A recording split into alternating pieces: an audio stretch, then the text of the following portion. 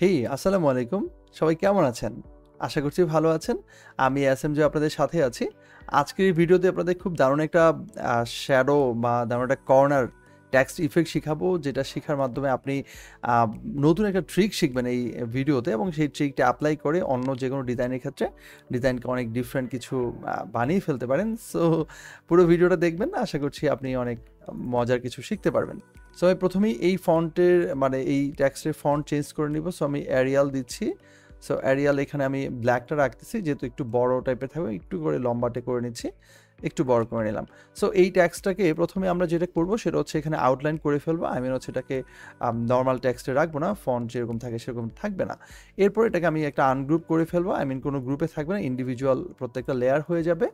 এরপরে যে কাজটা করব আমরা, যেহেতু আমরা একটা টেক্সট ইফেক্ট তৈরি করছি, কর্নার ইফেক্ট, সো আমরা প্রথমে এটাকে ডিভাইড করে ফেলবো। সো আমি এখানে লাইন সিগমেন্ট টুল নিয়ে এবং লাইন সিগমেন্ট টুল দিয়ে আমি ড্র্যাগ করছি, স্ট্রেটলি টানার জন্য হচ্ছে শিফট প্রেস করে ধরছি। সো ধরার পর আমি এখানে দেখতে পাচ্ছি যে এটা মাঝখানে আছে এবং আপনি চাইলে অ্যালাইনও করে নিতে পারেন। হ্যাঁ, আমি যেহেতু বুঝতে পেরেছি, সো আমার অ্যালাইন করার প্রয়োজন নেই। সো এরপর যেটা করবো সেটা হচ্ছে সবগুলোকে ধরে আমরা এখানে যেটা করি সেটা হচ্ছে এখানে যে আমাদের সেই বিরাট টুল রয়েছে সেটাতে গিয়ে আমরা জানি শেপের টুল দিয়ে নর্মালি যে কোনো টেক্সটে হচ্ছে সে বিল্ড করতে পারে। তো এখানে একটা ক্লিক করলাম এবং এখানে একটা ক্লিক করলাম। সো দুই পাশে দুইটা ক্লিক করার কারণে কি হলো, এটা ডিভাইড হয়ে গেল। দেখেন এখানে একটা মানে পুরোটা আলাদা হয়ে গেছে। তো উপরে যে পার্টটুকু এখানে আছে যেটা দেখা যাচ্ছে ইনভিজিবল, সেটা আমি ডিলিট করে ফেললাম। এবার আমরা দুই পাশে দুইটা লেয়ার মানে পার্টকে, এই পার্টটাকে হচ্ছে কন্ট্রোল জি দিয়ে একটা গ্রুপ করে ফেলি এবং এই পাশটাকেও সেম ভাবে কন্ট্রোল জি অথবা রাইট বাটন ক্লিক করে গ্রুপ করে ফেলি। সো দুইটাই যখন গ্রুপ হয়ে গেল, এরপরে কাজটা হচ্ছে আমাদের একটু ডিফারেন্ট জায়গা থেকে আমরা করব। এই ট্রিকটা হয়তো অনেকেই জানি না আমরা যে এইভাবে করতে হয়। এখানে আমাদের পার্সপেক্টিভ গ্রিড টুল নামে একটা টুল আছে। এই টুলটা হয়তো আমরা ইউজ করি না বা এটা মাঝে মধ্যে এটা চলে আসলে আমরা বিরক্ত হই, কিন্তু এটা একটা সুন্দর ব্যবহার আছে, এটা আমি আপনাদের কাছে শিখাই। পার্সপেক্টিভ গ্রিড টুলে যখন আপনি প্রেস করবেন তখন এত সুন্দর করে একটা গ্রিড এখানে দেখতে পাবেন।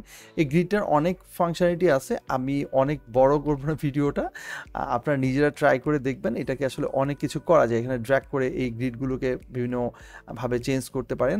আমি প্রয়োজনে কোনো একটা ভিডিওতে এটা ডিটেলে কথা বলতে পারি।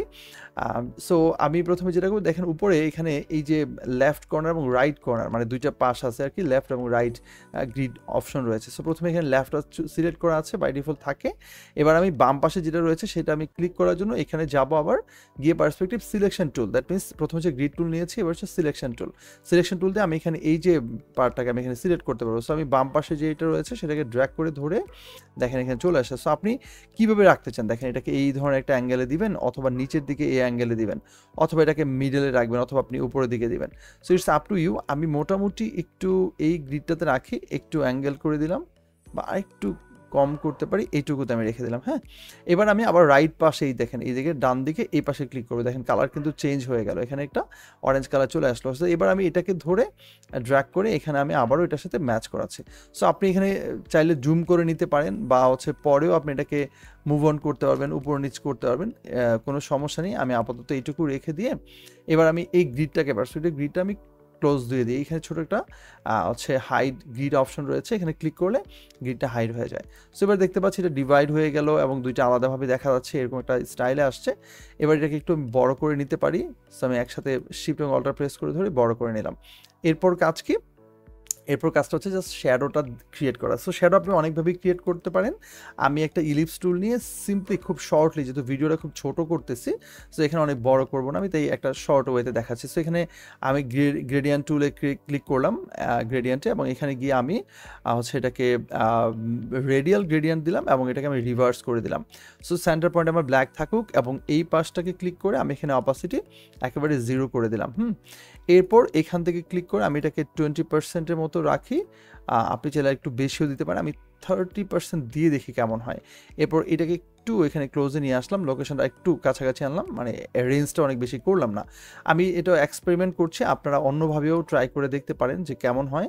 আর একটুখানি মনে হচ্ছে এটাকে করতে পারি। সো এবার ঠিক আছে। এরপর আমি এখান থেকে আবার একটা রেক্টেঙ্গেল নিলাম এবং এটাকে হাফ করে দিই। যে কোনো রেক্টেঙ্গেল দিয়ে হয়, আমি যেটা আছে এটা দিয়ে করলাম। এটা গ্রেডিয়েন্ট আছে, সো গ্রেডিয়েন্ট বাই ডিফল্ট চলে আসলো। দুইটাকে সিলেক্ট করে আমি রাইট বাটন ক্লিক করে মেক ক্লিপিং মাস্ক করে দিলাম। সো এখানে হাফ বা 50 হয়ে গেল, মানে অর্ধেক হয়ে গেল সোজা কথায়। এবার এটাকে আমি এখানে গিয়ে এটাকে এখানে বসাবো। সো এটা মোটামুটি মাঝখানে বসাই এবং এটাকে অল্টার প্রেস করে বড় করে দিই। এবার দেখেন এটা কিন্তু অলরেডি শ্যাডো একটা ইফেক্ট কিন্তু এখানে দেখা যাচ্ছে, মানে দুইটা যে ডিভাইড হয়ে গেছে।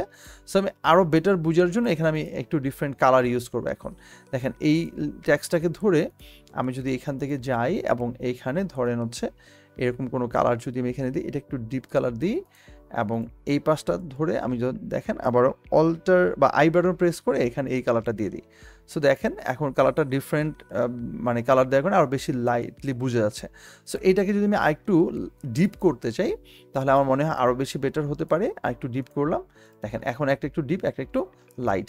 আর এইটাকে ওই যে শ্যাডোর যেই ফাংশনালিটি সেটা আসলে আমি ওই যে রেঞ্জটা কমানো বাড়ানোর কারণে এই জিনিসটা আসলে পারফেক্টলি আরও পারফেক্ট করা যায় আর কি। অলরেডি পারফেক্ট হয়েছে, তারপর যদি আমি মনে করি বা আপনি যদি মনে করেন যে এটাকে আরও বেটার করা যেতে পারে, সো আপনি আরও বেটার করতে পারবেন। আই মিন হচ্ছে ওই রেঞ্জটাকে কমিয়ে বাড়িয়ে দিয়ে বা ডিফারেন্ট কোনোভাবে এটাকে আপনি ক্রিয়েট করতে পারবেন। সো এই হচ্ছে শ্যাডোর ইফেক্টটা মোটামুটি মিডলে নিয়ে আসলাম এবং দেখেন একটা সুন্দর ভাইব আসছে। এবং ওই যে পার্সপেক্টিভ গ্রিড টুল যখন আপনি ইউজ করছেন তখন টেক্সটটাকে উপরের দিকে নিয়ে নিচের দিকে এনে অথবা দুইটাকে দুইভাবে, একটা উপরে একটা নিচে, আপনি এইভাবেও ক্রিয়েট করতে পারেন। আপনার মনে হয় মানে আপনার যেইভাবে মনে হয় আর কি সেভাবে আপনি তৈরি করতে পারবেন। সো আমার সাথে এমন অনেক ট্রিক শিখতে বা পুরো গ্রাফিক ডিজাইনে কেরিয়ার করতে আমার নতুন যে ব্যাচটা শুরু হচ্ছে 18তম ব্যাচ, এই ব্যাচটাতে আপনি যুক্ত হতে পারেন। এখানে গ্রাফিক ডিজাইনে একদম বেসিক থেকে অ্যাডভান্স পর্যন্ত সব কিছুই শিখতে পারবেন এবং পুরো 5 থেকে 6 মাস পর্যন্ত আপনি আমার গাইডলাইনে থাকবেন। এবং মার্কেট প্লেস নিয়ে এখানে হিউজ একটা প্রজেক্ট ক্লাস রয়েছে, 30টা বেশি প্রজেক্ট বেস এখানে ক্লাস পাবেন আমি নিজেকে মার্কেট প্লেসে প্রস্তুত করার জন্য। দেন মার্কেট প্লেস নিয়ে তো স্পেশাল ক্লাস এবং পোর্টফোলিও ডেভেলপমেন্ট সবচেয়ে গুরুত্বপূর্ণ ফ্রিল্যান্সিং করার পূর্ব শর্ত। সো এখানে পোর্টফোলিও ডেভেলপ করার জন্য আপনি স্পেশাল ক্লাস পাচ্ছেন এবং প্রত্যেকটা ক্লাসেই পোর্টফোলিও নিয়ে আপনি গাইডলাইন পাবেন। সো পুরো জার্নিটা আমার সাথে আপনি যুক্ত হতে, এই জার্নিতে আপনি এখন রেজিস্ট্রেশন করে ফেলতে পারেন। সিট কিন্তু খুবই লিমিটেড, অল্প কয়েকদিনের মধ্যে আমাদের ক্লাসটা শুরু হয়ে যাচ্ছে। সো মিস করতে না চাইলে জয়েন করে ফেলুন। আপনার সাথে আমার ক্লাসে দেখা হবে ইনশাল্লাহ। তো সবাই ভালো থাকবেন, সুস্থ থাকবেন এবং নিরাপদে থাকবেন। আমার ভিডিওটা ভালো লাগলে শেয়ার করবেন এবং কমেন্ট করে আপনার মতামত জানাতে পারেন। আগামী ভিডিওতে আবার আপনাদের সাথে দেখা হবে। আল্লাহ হাফিজ।